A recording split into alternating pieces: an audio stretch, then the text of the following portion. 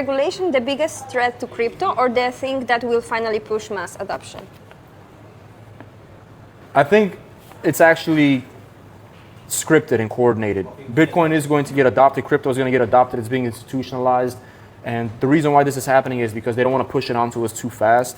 There's going to be like a financial system incentive to do this, then people are going to look at it super skeptical and not want to do it, because the one world order digital cashless society that they've been talking about for a long time is exactly what this can create, and it is what it's creating, and it's exactly what the banks could use to push us towards that. So if the banks said this in 2009 when Bitcoin came out, like, hey guys, by the way, here's Bitcoin, use this. If the bank said it, nobody would have wanted to use it. But the fact that it exists and that it has not been outlawed, and I know people are going to say, well, you can use a VPN, you can go around it. Like, no, they could push a lot more stuff to outlaw crypto. They're not. So really, there is regulations in place, but the regulations are only limited to a certain point to make it somewhat like, let's say that this happened with Bathe and Ape clothing.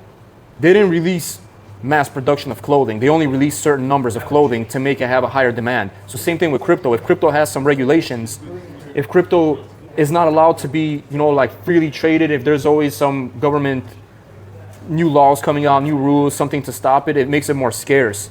So in a way, this actually makes it more desirable, and it makes it feel more like, well, this isn't what the government's pushing, it's what they're outlawing. Yeah. So in a way, the scarcity and the regulations is actually what makes it more anti-banking institution.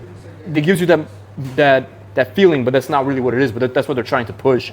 And at the same time, I feel like this fundamental information and this fundamental moves that happens around crypto, they crash the price, and those same institutions come in, they buy it at a cheaper price, and then they resell it, they make money off of everybody that's unaware of what's going on. They just keep doing this cycle after cycle. So like you said, I think the regulations do play a big role in it, but also there is mass adoption going on by not just ETFs now, but you're seeing like BlackRock, you're seeing other huge entities buying into it and tying it into other currencies and other programs.